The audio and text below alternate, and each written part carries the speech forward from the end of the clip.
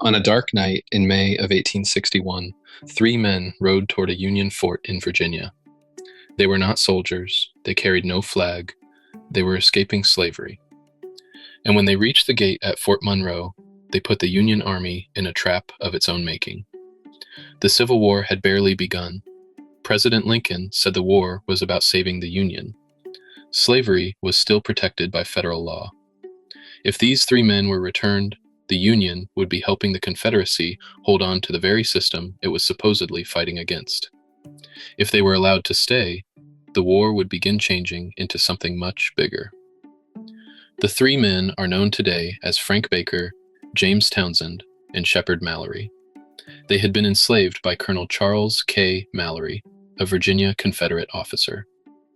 As Virginia prepared for war, the men were put to work building Confederate gun positions at Sewell's Point, across Hampton Roads from Fort Monroe.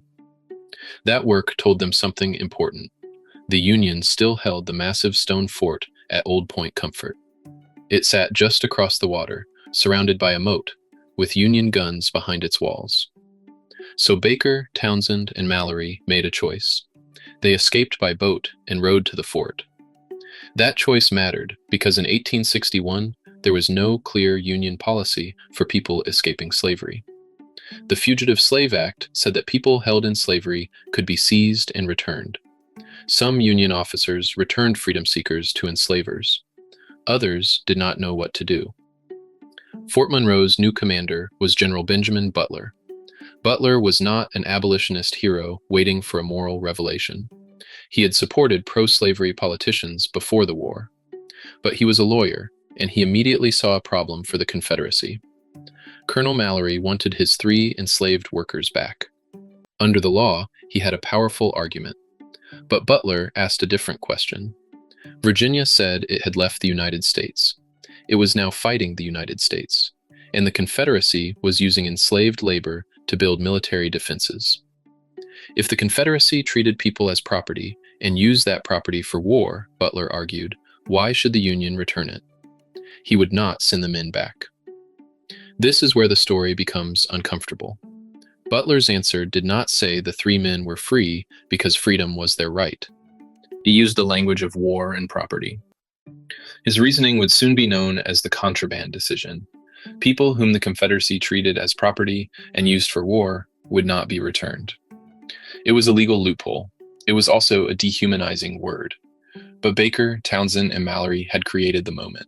They had crossed the water. They had chosen the fort. And their decision made it impossible for the Union Army to keep pretending that slavery was someone else's problem. Butler wrote to General-in-Chief Winfield Scott in Washington.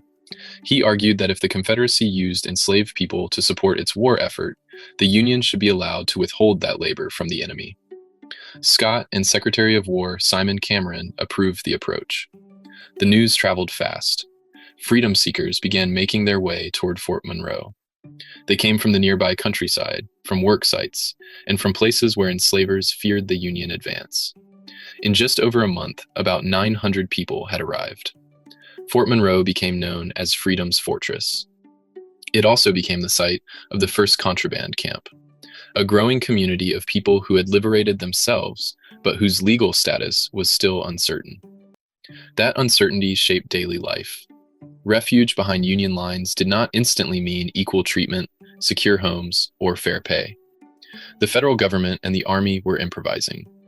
Many freedom seekers performed labor for the Union. Later, many black men would serve in the Union military. The path from refuge to freedom was real, but it was not simple or gentle. That is why this story should not be told as one clever general saving three helpless men. The three men acted first. Butler reacted, and then thousands of other people made the same dangerous choice to reach Union lines. Washington soon had to respond. On August 6, 1861, Congress passed the First Confiscation Act. It said that enslavers could not claim people whose labor had been used to aid the Confederate war effort. The law was limited. It did not abolish slavery. It did not free everyone. But it put the federal government behind the basic idea that the Confederacy could not use enslaved labor for war and then demand that the Union return that labor. That was a major shift. At the start of the war, Lincoln's government had tried to separate saving the Union from ending slavery. But enslaved people kept crossing Union lines. Commanders kept confronting the same question Butler had faced at Fort Monroe. The war itself was forcing the issue. Over time, Union policy moved further. Confiscation laws, emancipation in areas in rebellion, and the enlistment of black soldiers. None of that began with one general's clever phrase. It came from politics, military necessity, abolitionist pressure, and, above all, the actions of enslaved people who refused to wait for someone else to free them. But on that night in May, the larger future was still hidden. There was only a rowboat, a stone fort, 3 men at a gate, and a Union commander who had to decide whether the laws of a nation at war would protect slavery or begin to break it apart. Fort Monroe still stands today.